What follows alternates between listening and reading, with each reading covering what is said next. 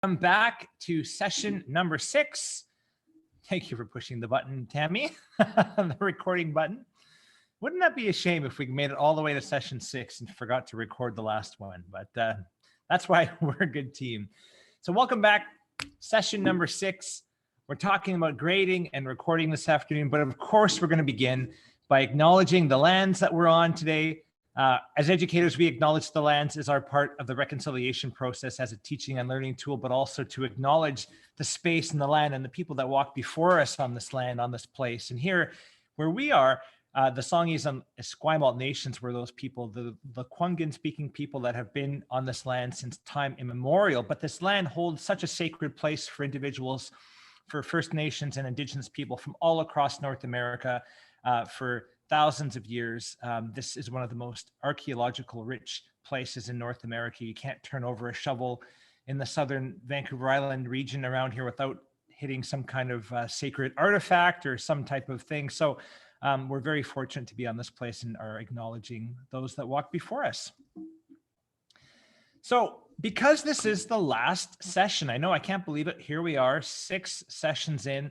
We're just going to go back to the beginning again to recap. So from the outset of our series, the intention was to create an open and accessible professional learning experience with multiple entry points. So you could have jumped into this conversation at any point. Perhaps today's your first time joining us, and if so, welcome. The second goal was to increase intra-school curricular connection and collaboration. Now, each school had a cohort of people, so I hope that those connections, those curricular conversations have flourished in your building and you've been able to use that collab time to facilitate those. Increase inter-school curricular connection and collaboration was our third and final goal for our series intentions. And I hope through some of our breakout sessions and some of the conversations that have been taking place outside of these meetings, that's been occurring as well. Our series goals were to develop an increased understanding of competency-based curriculum and assessment in relation to your individual content areas, and to develop and implement a personalized competency-based assessment tool that clearly articulates learning standards and criteria for student success. And I know many of you have gotten to that point where you're done. I know some of you aren't quite there yet, and that's okay. We'll get there, but that's the end goal for this series. Now for today we're going to examine some strategies and resources to support that necessary conversion of competency-based assessment to letter grades and percentages. And we're going to provide some constructive feedback to our colleagues in the peer feedback forum. Here we are, session 6. We're so close to the goal. We've got one session left, which is our reflection and celebration, which occurs on June 9th. And I'm letting you off real easy for that one. There's a very small task associated with it, but that's the point where we're going to try and wrap everything up, have our final draft submitted, have feedback sent to our colleagues, and get to the point where we can archive our resources and really appreciate all the work that's occurred over the last few months. So today we're going to address the elephant in the room, what we haven't talked about at all up to this point, what some of you might think is the most important part of this conversation. And I assure you, it certainly is probably the most polarizing and divisive part of this conversation. And that, my friends, is exactly why we've waited till the end to talk about this. This wasn't accidental. This was an intentional piece to leave this piece to the end, because this can be the stumbling block. This can be where the conversations break down, where things divide, where we become kind of entrenched in our views and falling back on our historical old ways of thinking. So we've left this to the end because it seems like a big deal.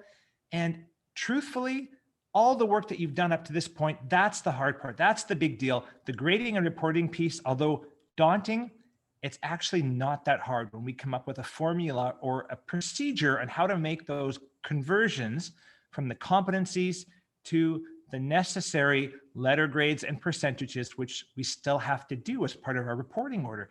Whether you agree with it or not, it's one of those pieces. We just have to do it. We have to figure out a way that's efficient. I'll figure out a way that's fair, and figure out a way to do that conversion that truly honors all of the work that we've put into the competency-based assessment piece. So there's a few different ways we can do this.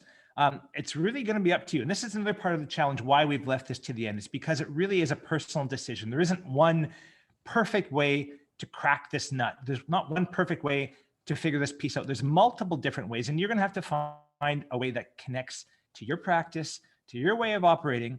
But we're going to present one way to you today that I've come across in some of my work and my research, and that's a strategy that has come out of Langley. And this is called the bin it and convert it strategy. And it's a really interesting, effective tool and very straightforward procedure and process for making those conversions from your proficiency scale and coming out with your letter grade and percentages on the other end. So with that being said, I'm really pleased to welcome our session 6 guest star. His name is Greg Jennings. Some of you might have heard of him. He's kind of a big deal in the grade 10 science communities. He's one of the authors of the Science 10 Connections textbook. So, kind of like mild celebrity joining us here this afternoon. But Greg was one of the people that worked to develop this bin it and convert it strategy, this document that I actually gave to you in your tasks to review last week. And from SD35 in Langley, we're super pleased and super grateful for his time. And he's going to explain to us a little bit more about what went into the creation of this and how it's been rolled out in the Langley School District. So without further ado, I'm going to stop screen sharing and I'm going to pass it over to Greg. Thanks for joining us today, Greg. Yeah, thanks, John, for the introduction. I'd just like to start off by thanking everybody, and I'm pleased to be coming to you today from the traditional ancestral territories of the Matsqui, Kwantlen, Katzie, and Semiahmoo First Nations. Like I mentioned, it's an honor to get the opportunity to speak with all of you today, and I appreciate your time. I definitely appreciate it. It's also getting me out of some of my parent-teacher interviews that are happening at the moment, so thank you for that. And I enjoyed the song at the beginning, Personal Connection. Trooper actually played at my graduation. So that brought back a lot of memories. Brian Smith, the guitarist for Trooper, his daughter went to our high school, so I got an opportunity to listen to that. It was nice and brought back some fun memories. So thank you. So what I was pleased when John reached out and asked us to come in and speak to sort of what we've been muddling around this problem or this challenge and stuff as well. And if I might ask, I can talk at length and some say ad nauseum about things, but it was definitely an excellent opportunity to get what you guys are thinking about what we've put together and what we're playing with. So I encourage you to please ask lots and lots of questions because your questions will help disrupt our thinking as well. So we have come up with what we think is a potential avenue to help with this challenge, as John mentioned, but it's just one. And we definitely like to hear and learn from what you're doing in Victoria and other things that you've come across. So please feel free to interrupt whenever you would like and ask questions as they pop up. I don't know if the chat is being monitored. Tammy, is that the role that you've sort of taken on? Sure. Okay. Yeah, so if people feel more comfortable just popping things into the chat, please feel free to do that. And then Tammy, just like totally interrupt at any time and that'll work fine. I'm good at that. Yeah, we can all jump in there with that. I will share my screen here, which doesn't look like it wants to let me. It's intriguing. Sorry about that. I've just been given a new laptop and it is not liking this at the moment. I apologize. Hang on a sec. Problem's almost fixed. Oh, actually, John, I think I'm going to have to get you to take and share your screen because I'd have to jump out here to get back in. No problem. What would you like me to pop up there for you? Just if you just search Langley School District Instructional Services. Okay, no problem. And we'll edit all this part out later, so we'll look super organized for the people watching the recording afterwards. And where it across the top, you'll see assessment and CSL. Sure, I'll actually just share screen right now so everybody can actually just watch my flow here. So if you get to the site yourself, you can navigate to that. Just let the drop-down menu come up. And go down to quarter system and assessment supports for secondary. And there it is there, the second one down.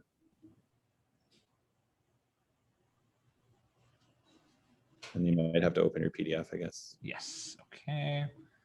I'm just gonna have to stop share and then reshare.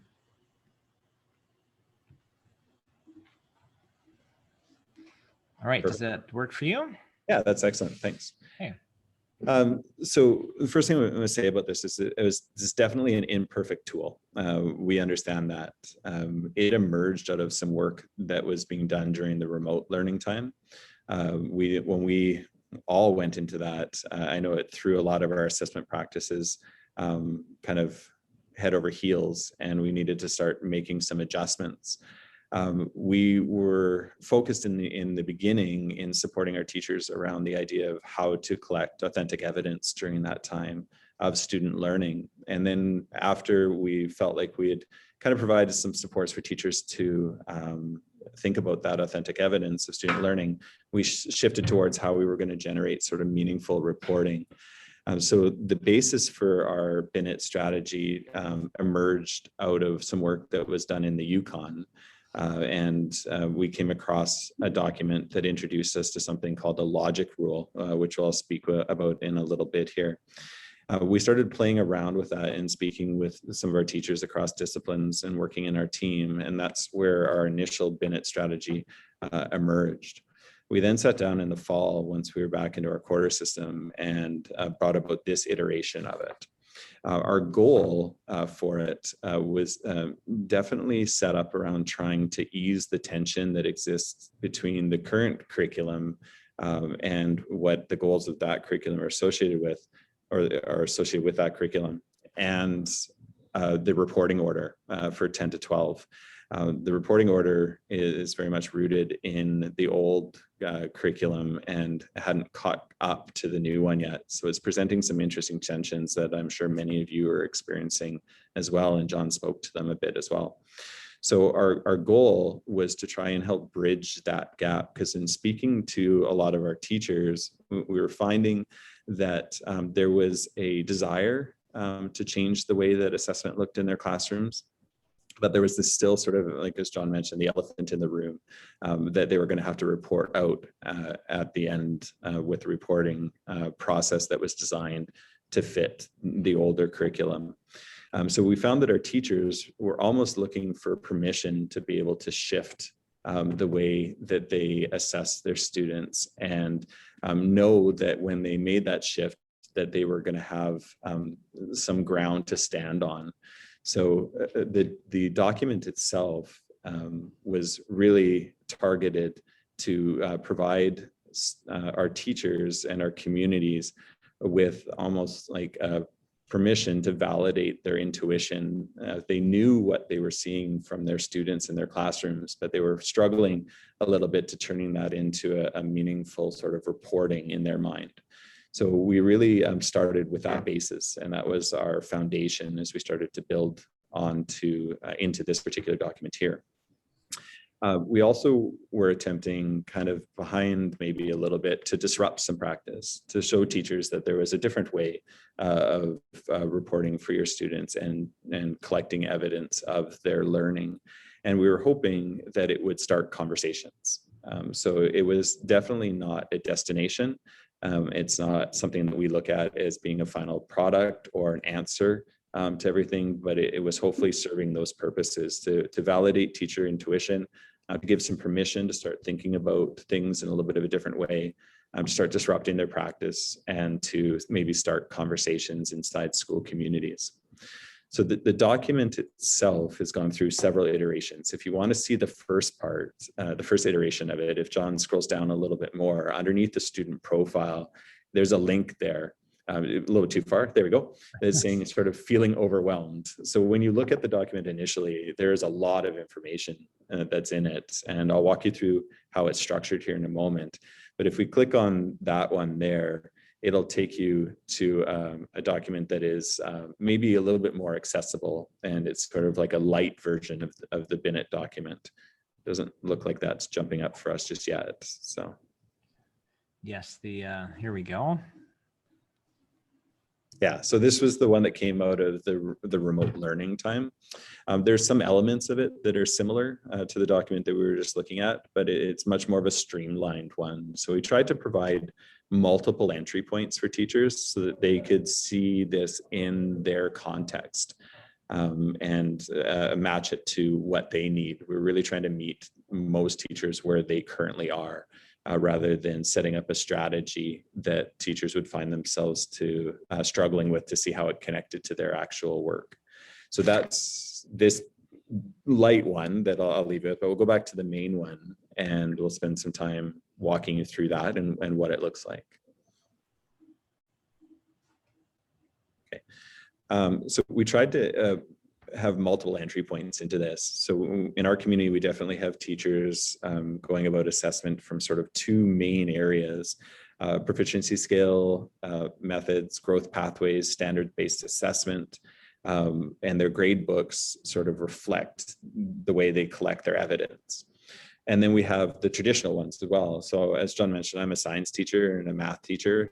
So we like our numbers. We find comfort in quantitative data. So many of our grade books still look like numbers and letter grades. What we were trying to show here is that we're not passing judgment. This is what your grade book is. You have to make it make sense to you, because at the end of the day, they're just symbols that represent a certain level of understanding being demonstrated by students. Whatever symbols you happen to choose to represent that take on meaning for you, but they take on meaning for your communities. And as long as it's being communicated to your communities what those symbols mean, then it's pretty hard to argue that one symbol is better than another symbol to accomplish that goal. So if your grade book looks more like a proficiency scale, growth pathway, learning map, standard-based assessment sort of model, this is where the logic rule brings itself in. So the logic rule was based on work done by Ken O'Connor in the Yukon, and he's done it in various other places as well. The logic rule is really something that has to be developed in your community through consultation with teachers in your departments and ongoing conversations. There is no one set logic rule that applies to everybody's context. So this is the one that we put together for our context, but in many of our school communities, it's taken on a more reflective look at their own situations, and they've tweaked it to meet their needs. So it's not a fixed part of the document. Now, if we go down the other side and it looks more like a numbers and letter grade sort of approach, we introduced some student profiles.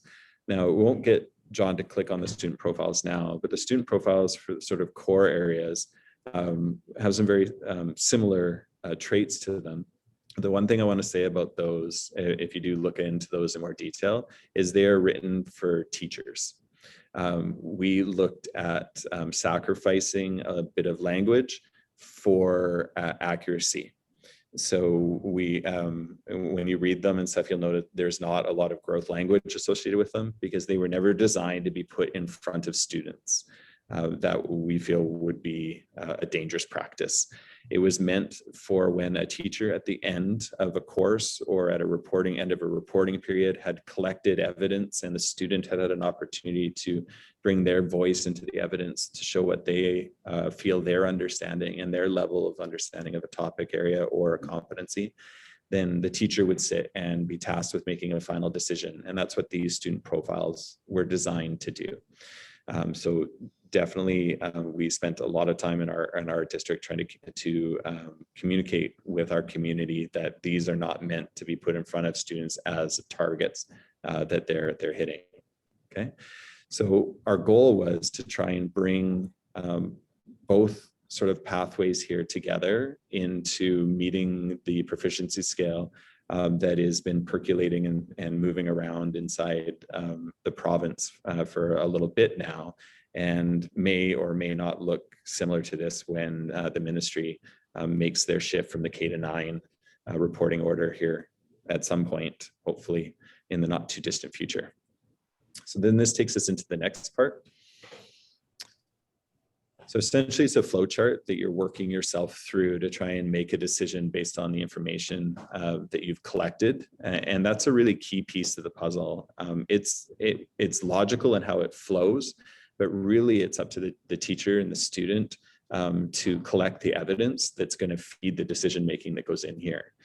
So this standing alone does not solve the issues. And it sounds like many of the conversations you've had through your first 5 sessions have been designed around how to provide opportunities for students to demonstrate their understanding of competencies and topic areas. So what we did here was try to mash a bunch of things together that were never designed to be mashed together. But we found ourselves in a situation where it was becoming a necessity to start to bridge some of these gaps because the work being done in the ministry wasn't necessarily catching up with the work that was being done in the field. So this was the goal here. What we were really cognizant about here is that we didn't want the pending proficiency scale to be translated into a 4-point scale where we simply saw extending being an A, proficient being a B, and developing sort of that C, C plus, C minus, and then emerging being that fail. That wasn't the goal here. So we tried to take a reporting order and a growth continuum and allow those two things to come together in this context. So we made a conscious choice when we look at the letter grades to blend them across the proficiency levels. And this was to allow for some professional judgment to make its way into the conversation for teachers. And for them to really trust their intuition and saying, okay, well, that student is showing a sophisticated level of understanding, but maybe they're not at that stage where they're being able to teach other people yet, or be able to bring people along in their understanding. So they're not quite that A level, but they're still kind of in that extending region. So we're going to look at potentially assigning a letter grade of a B for them. So that's why we made that conscious choice to blend most of the levels here with the letter grades. With the reporting in the percentages and stuff, we made some decisions to chunk into certain categories, but again, that's open for debate inside your community as to what you think is a relevant level of chunk between a percentage level. Now we have the arrows going one way from the proficiency scale, but what we've been seeing is they actually start coming back the other way. So if your letter grade, if your grade book looks more like percentages and you're calculating percentages and stuff based on weighting assignments and bins and things like that in your own grade books. Some teachers have been entering into this from the percentage side and working themselves backwards and trying to see, does it fit, right? And so if I have a student sitting in at an 84%, is that a reflection of their level of understanding as dictated by the provincial reporting order or a proficiency scale? So while some teachers are entering in with the number system, we're finding that they're actually working backwards towards the proficiency scale and then realizing the student maybe isn't being sorted per se into the right bin based on the percentage alone. And they're coming back the other way through the document as well.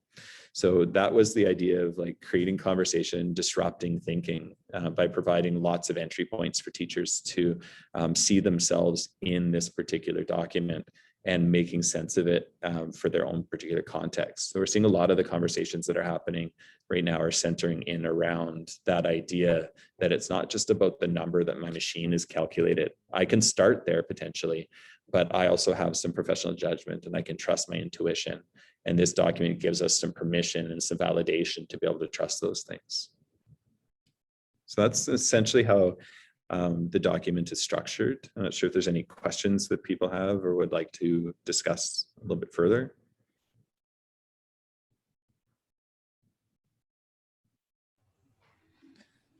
I'm just pulling up the Yukon conversion chart here as well, Greg. So I think that's actually a pretty great little resource. I'm going to post that link in the chat, and then I'm going to add it on to our resources from today's session as well. Yeah, we jumped off a lot of different work. So we jumped off the work of Kathleen Gregory and her Rethinking Grades, the work being done by Tom Schimmer, what was come out of the Yukon, provided us maybe like a template for us to start the discussion, the conversation.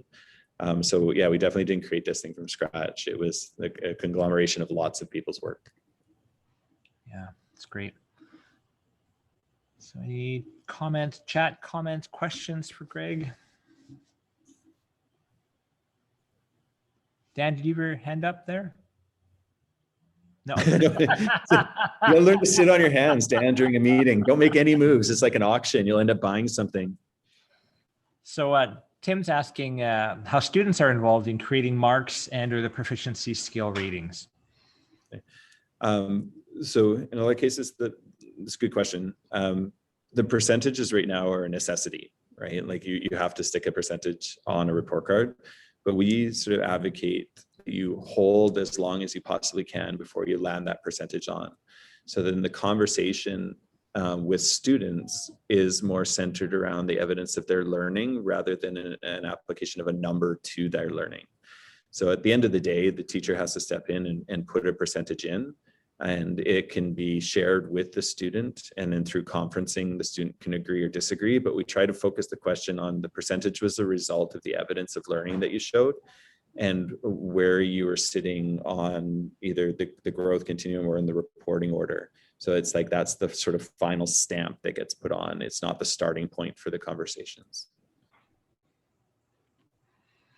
Greg, I guess I have a question for you.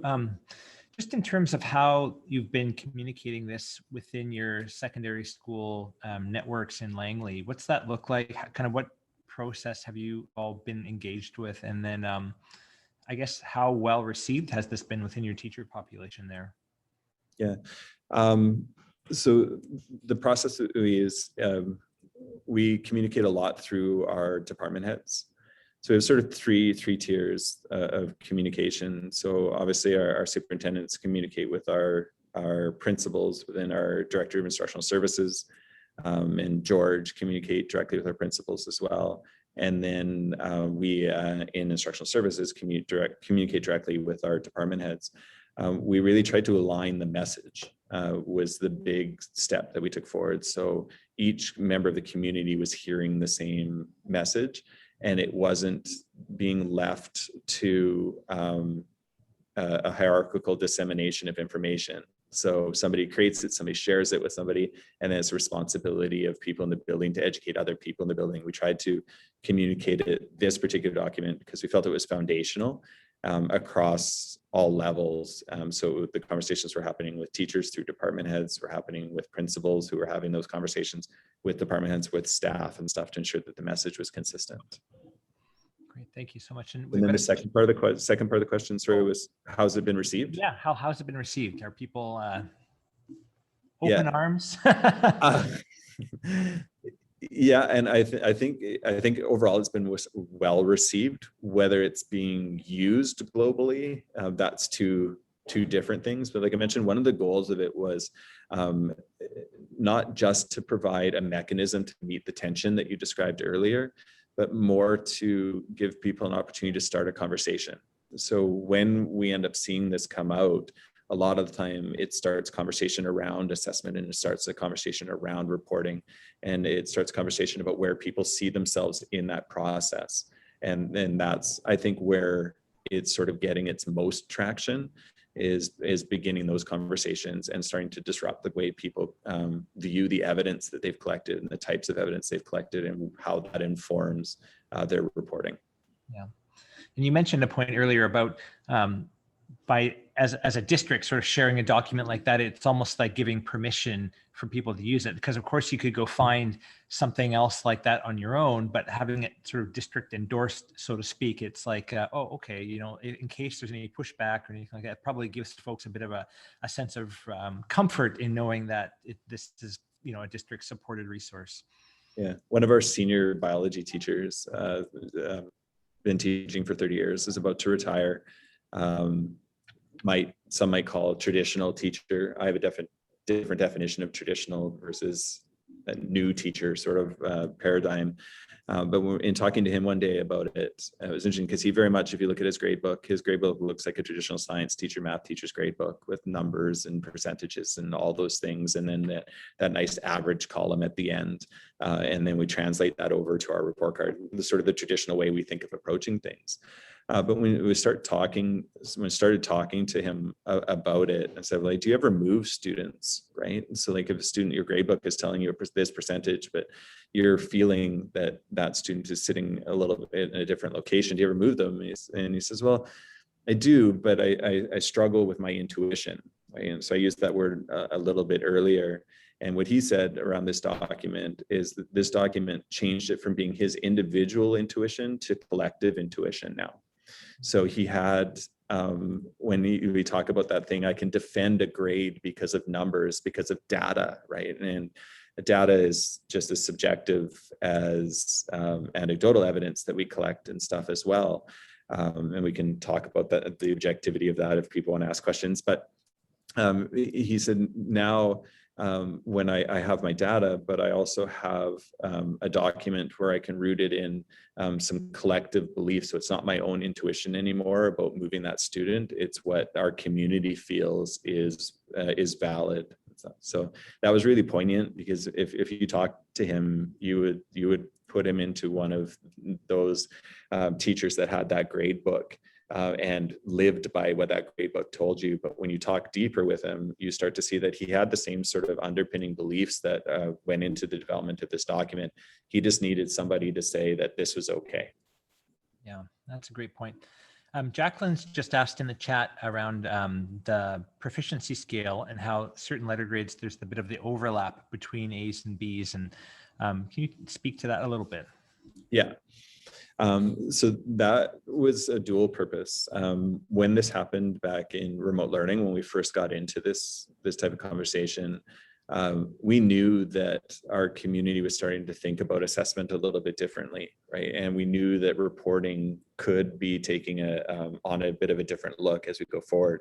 So we wanted to be sure that we essentially weren't doing any damage long term, and having people think that when a new reporting order came out and now it was okay to use extending and proficient in developing and emerging, we didn't want it to feel like teachers were just simply moving extending to the A and to the B and for proficient. So we created that bit of a slide in between those to show that these things are not directly connected to one another.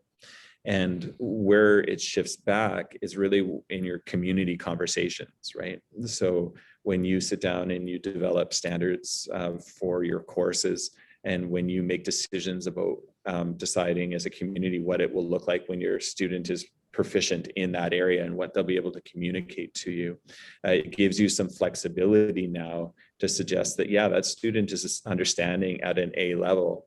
Now, that A level could be in the proficiency region. In the extending region, again, is what does your community believe extending represents? There's a lot of different definitions of it. Some people argue extending is beyond grade level, right? Some will argue that extending is going deeper into an area that you're already discussing. That isn't for us right now to dictate to people what that looks like. So we wanted to make sure that we provided an avenue to say that, yeah, that student is an A student because they're meeting it, what we've set our standard to be, and they're meeting that at a high level, but potentially they haven't gone any deeper. So they can still get the A without having to go, whether it's beyond grade level or really deep into that topic area. Thank you. And another question from Tristan, just that she's struggling with the idea that someone can have a complete understanding of the material and not get an A. Yeah, no, excellent question stuff as well. And this, again, a lot of this, and this is where I mentioned at the beginning, the document was an imperfect tool. An opportunity presented itself. And what we're now doing in our district is we're kind of going backwards and looking at now, how do we feed that document, right? So we're having lots of conversations around standard-based assessment, standard-based learning, and stuff as well. And when you look at what does an A traditionally mean, what does a B traditionally mean, and we start to try and bring these two scales together, there is an opportunity now to almost redefine what those represent to your communities. So I could look at a student that is able to repeat a pattern, and in science, for example, and communicate that pattern to me conceptually and stuff, but then maybe gets lost in the details a little bit. So if they get lost in the details, okay, is that student an A student, right? Or is that student showing a complete understanding of the concept and stuff, but is having some execution challenges? Do we have we decided as a community that that is a definition of an A under this system, or is that a definition of an extending? That's really up to your community to have that conversation. And I think that's one of the powers of the documents, is it forces the questions that like Tristan and Jacqueline have asked, and your community now has to start to wrestle with what are those things that you value, and where is it going to sit on that particular scale that you've designed. Sounds like some good conversations in the department collab time coming up at these schools. Any other additional questions, thoughts, comments, reflections for Greg? Jacqueline's right. That's what the parents will have the most trouble with. Yeah, and this is a big will be a big thing. Like when we roll out these types of things, like definitely your entire community has to understand what those things mean, right? And we definitely don't have answers for how you do that. We're wrestling with that too right now. So when you define what it's going to look like to sit on a continuum of understanding, how do you ensure that your students understand what that is so they get the targets and stuff that they're searching for? How do parents understand that? And our parents, as everyone here I'm sure well know, have gone through a system of assessment based on letter grades and percentages. So they've taken on their own meaning. They may not even know what that meaning is, but it's comfort and they recognize what those are. So that was really, really important for us to ensure that like extending didn't become the new A, the proficient didn't become the new B. And that's why we left that little wiggle room on the side, is to give communities the opportunity to have these discussions and then develop what they believe around those fringe areas, and then communicate that with parents and stuff as well. So I totally agree with you. Great. Greg, thank you so much for joining us this afternoon. I really appreciate your time. It's great to hear from you and great to hear a little bit more what the story was behind the creation of your Bennett strategy in Langley. Thank you. And feel free as you guys play with it. We'd love to learn from you.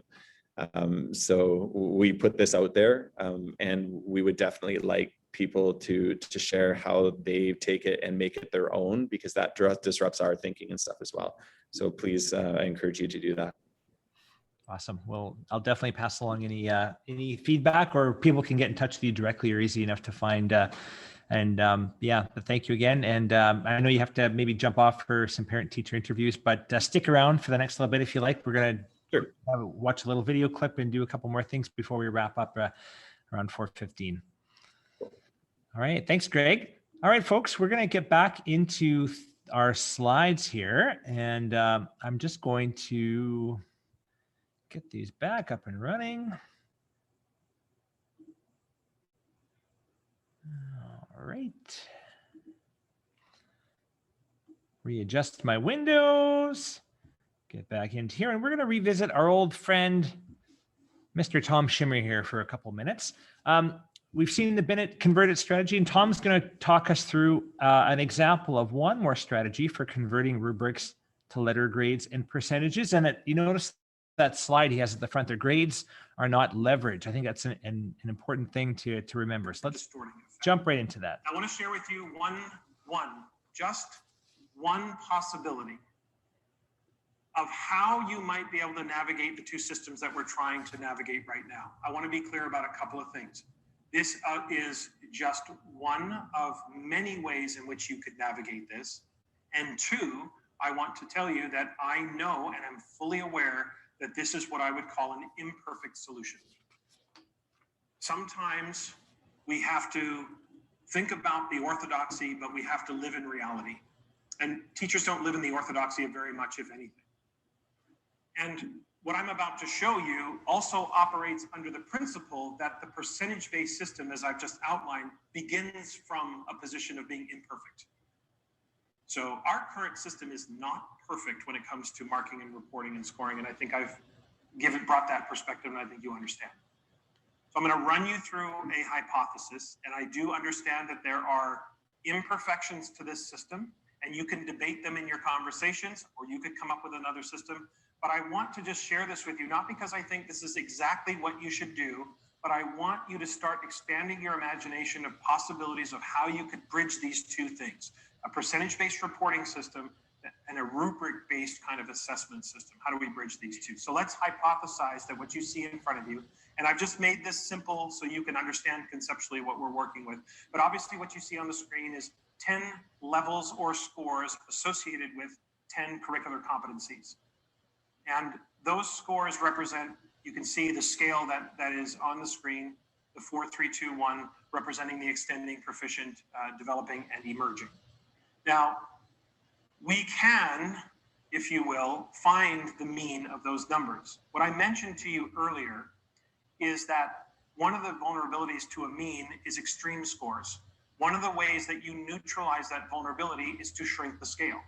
Once you shrink the scale, there is no potential for outliers, which means the mean, given an adequate sampling, shoots to the top of the most accurate measure of central tendency. Now, let me be clear here. I'm not interested in defaulting decision-making to a computer. But what I'm showing you here is about starting with the science, but maybe finishing with the art, not maybe, finish with the decision-making and the professional judgment. Now, you have in your packet what I call a percentage equivalent table. For those of you who have read my book, Grading from the Inside Out, this would be on page 121. And quite simply, I could find where I estimate 2.9 to be on that table, and I could then say that this student is an 82%. Now, again, I would not simply default to that because there are some things you need to consider. First, is each curricular competency of equal value? Does every curricular competency carry the same weight in your grade book? If not, then maybe there's a logic rule that says you can't be a B, you can't be an A. In other words, you can't be an extending or you can't be a proficient unless you have that level in these three curricular competencies, because these are the ones that we do most frequently. So the operating principle you see on the screen is that every curricular competency is of equal value, but they might not be, and quite often they are not. So you would have to consider that too. So again, that's why there's imperfection in any system we design. But we're starting from a position of imperfection, right? So now, here's the critical part that I want you to consider. Look at curricular competency 4. Now, we have been talking for years about no-zero policies. But the real culprit in the no-zero policy is actually the percentage scale. The percentage scale is what exacerbates the issue by suggesting that we have extreme scores. So this is a mathematical principle. If you shrink the scale, so people do ask me all the time, Tom, is there ever a time I can use zeros for work not handed in? I say, sure, go to a 5-point scale. You have no extreme score. Now, realistically, what should happen if a student, now, in this case, I would be suggesting to you that the 0 is about insufficient evidence. There's insufficient evidence to categorize them. But notice what happens. There's no explosivity to this, because if I found the mean now across those 10, it would be 2.6. So what should happen if somebody proves insufficient evidence in one curricular competency is that their grade should not be the same. They have not presented the same amount of evidence. And so notice where that falls on the scale, and notice what I might be able to decide. Now, when I get to this point, this is where I would say finish with the art. The teacher, you look at this and say, given what I've seen from the student, given what I know from the student, is that an accurate picture of where I think that student is? And again, this is just one way to think differently about the conversion to the percentage score. It is imperfect. There are flaws in that system. But again, I just spent 5 to 10 minutes pointing out flaws in our current system when it comes to percentages. So now we've got to bridge the gap between rubrics and percentage scores. Again, not the only way. This is one way to do it. But here is the critical step, and then we're going to press pause for our conversations. This is the most important point of what I just showed you. And it's this. Take a look at curricular competency number 1. If you as a teacher, this is a non-example. If as a teacher you say, well, the students started at the emerging level, but really finished at the proficiency level, therefore I say they are developing. That's a non-example. And the reason that's a non-example is because that represents an averaging over time within the same competency. That's problematic. Again, competency number 2, started, I'm not going to do all 10, by the way. Started as a 2, finished as a 4, therefore you're a 3. You see the problem with that. Students never let go of those early stumbles. And we look at where they finished in their most recent evidence, and we give them full value for that. So curricular competency 7. If a student started as emerging, but finished at the extending level, they're the extending level. That's the example. If you do what I just outlined in competency number 7, then what I just showed you mechanically, you'll get a very accurate picture of where the student is. So it's this type of averaging that's complicated and really distorting the averaging over time within the same competency. Notwithstanding, we have to have adequate sampling within each competency. But if you do what I outlined in competency number 7, and you find that mean you're going to get a fairly accurate picture of where the student is. But I will say till I'm blue in the face, start with the science, put yourself in the ballpark to make that decision, but finish with the art, and that's your professional judgment about what you know to be true about the student, okay? An imperfect solution to an imperfect challenge, etc.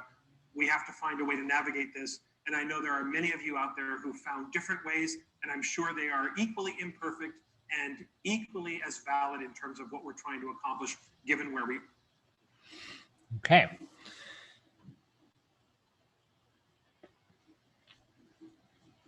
So, peer feedback forum. We have been contributing resources to the Padlet. Thank you to everybody that's been sharing on there.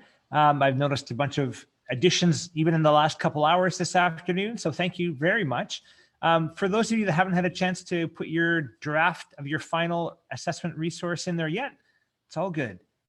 We're not going to wrap your knuckles this afternoon, but try to get something in there before the session on June 9th, because that's where we're going to really celebrate the work that's occurred.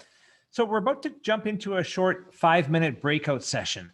In that 5-minute breakout session, I want us to think a little bit about in what way have you already bridged that gap between using rubrics to articulate the criteria for success and the need to produce percentage-based grades. So what strategy do you use, or what have you thought about using to do that conversion like we've talked about? We've seen 2 different examples, one from Tom, one from Greg here today. And then other piece, if you have time, we're going to be tight for time, but discuss some of the resources shared in the peer feedback forum. Did anything catch your attention? Have you shared yet? If not, well, what's prevented you from getting to that end point? So we're going to jump out for 5 minutes. We'll come back and we'll tie a nice little string and close this session up for this afternoon. So we'll see you back in 5 minutes. Hey, everybody. 4:09. I got my work cut out for me, so I'm going to jump right back into things here. I hope you had a good but short conversation. We got 5 minutes left. We're going to jump into this topic, the calculation versus the determination of grades. So I'm going to sound like a broken record here, because if you heard it from Greg, you heard it from Tom, you probably heard it in the chat a little bit, but this is our secondary mindset. We rely on these grade books to help us calculate a student's final percentage, and they allow us to weight our assignments or the categories of the assignments. And frequently we communicate and articulate these breakdowns ahead of time. So at the beginning of the year, you have your course outline and you've got your breakdowns, and this quizzes are worth this amount and this is worth this amount. And I think there's this misconception that that's part of being transparent with students. So that's where the no surprises come in. Well, you knew that quizzes fell into this weighted bin here. And in fact, in some ways, I think these grade books can almost also serve as like an impartial third party in the grading process, that we feel that these tools remove the subjectivity and give us an easy out if a student is challenging for a grade, because you can say, look at the data, look at the grade book, you got this, this, and this, and this. So that is why your percentage is what it is. And I think, you know, we have this fear or this concern of being challenged or parents or whatever, and we can fall back on the safety and the comfort of this data because the numbers don't lie, right? It takes out that subjectivity piece that potentially could be challenged. And I know, like you in the chat, we were seeing the, you know, the sliding scale and this overlapped here, and that introduces subjectivity, thoughtful subjectivity that is determined through collaboration, but still that opens the door for that. So, you know, that data piece though isn't actually the transparency in the grading process that we think it is. It really is kind of putting people in a dead end street when they get their grade at the end. So we talked a little bit about the art and the science of assessment and grading, and where numbers, bins, and weighted categories can help us with the initial calculations. We need to be the final decision makers, and that means we need to really engage in that determination of the grades, not just the calculation. And this really is a more holistic approach that incorporates student voice, self-reflection, peer assessment, and a multitude of different formative assessment-based interventions or check-ins prior to that summative assessment. And again, it's not that summative assessment isn't necessary. In fact, it is. It's an integral part of this process, but it can't be the only measure of success for that student. And it certainly can't wait till the end of the course. So that teacher-centered approach is where the challenges occur. And I'm speaking from experience. I've done this, I've lived this, I've changed my assessment practice and encountered all of these situations in my own professional career. When assessment, grading, and reporting are things that are done to the student, when they're mostly summative in nature, without opportunities for prior feedback, and without clearly articulated expectations or criteria, these often result in these dead-end scenarios where the student is left behind, even if they fail to grasp the learning being assessed. And that is when you get the challenges. That's when you get the students coming after you to get that higher grade. That's when you have the parents emailing and calling, emailing the principal, trying to figure out why that student got what they did, because they don't understand. It's a surprise. They're caught off guard. They don't feel connected to that assessment and reporting and grading process, and it's confusing. So if you're looking at a more student-centered approach, one where assessment, grading, and reporting are things that are done with the student, they're mostly formative in nature with multiple opportunities for feedback. The goals and the criteria for success are clearly articulated right from the outset. And there's multiple ways for a student to try and catch up or to try alternative approaches to demonstrate their learning.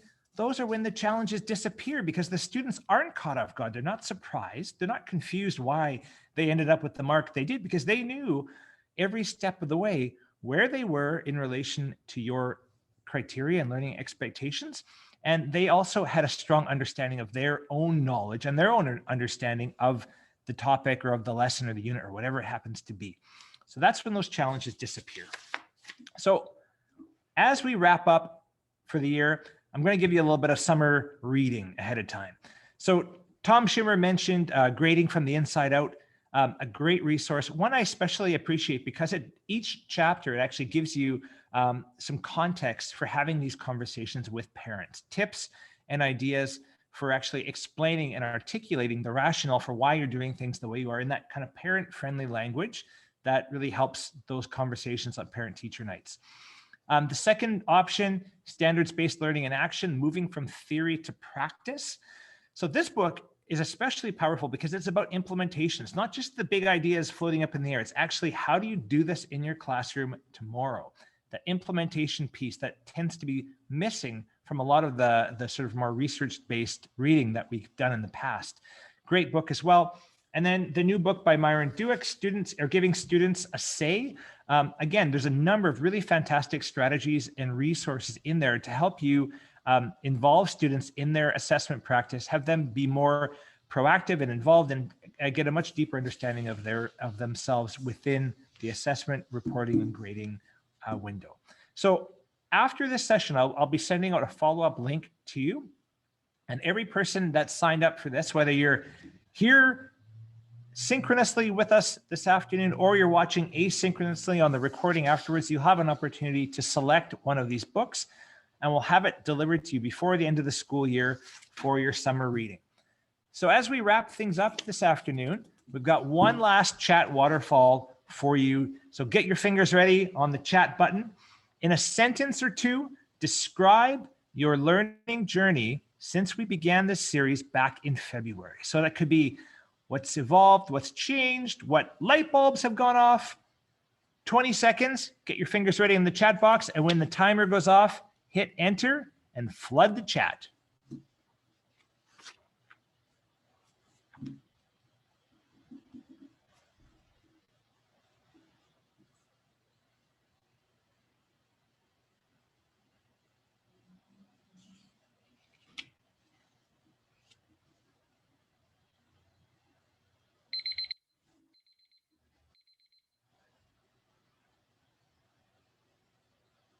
Steady degree of improved confidence. Love it. At first you were confused, but now you understand. Wonderful. Awesome. Awesome. I love Dan's comment about the struggling to put it together, but it's coming along. And I think that's the part we have to create space and time to support each other in doing the work. It isn't always a straight line. Exactly. Yeah, exactly. I realized, even watching that video from Tom that was recorded a couple of years ago, and probably some of you watched those webinars when they were released at that time, and you know, even for me watching that again now, I feel like it's taken a couple of years for that really to land and to sink in and to resonate. And you have to be in the process, thinking about it, rethinking about it.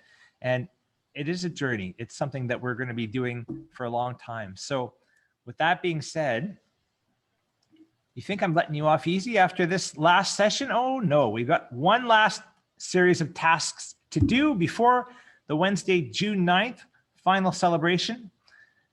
I've got a little reading for you, a short one, why you should trust your judgment when grading. I've got the handout slides from the Tom Schibner webinar, which has that, that scale in it that he mentioned in the video.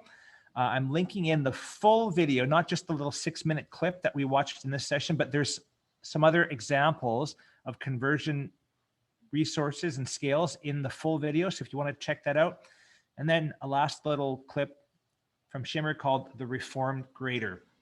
Last piece, please take a moment to jump into the peer feedback forum, post your resources in there if you haven't done so already.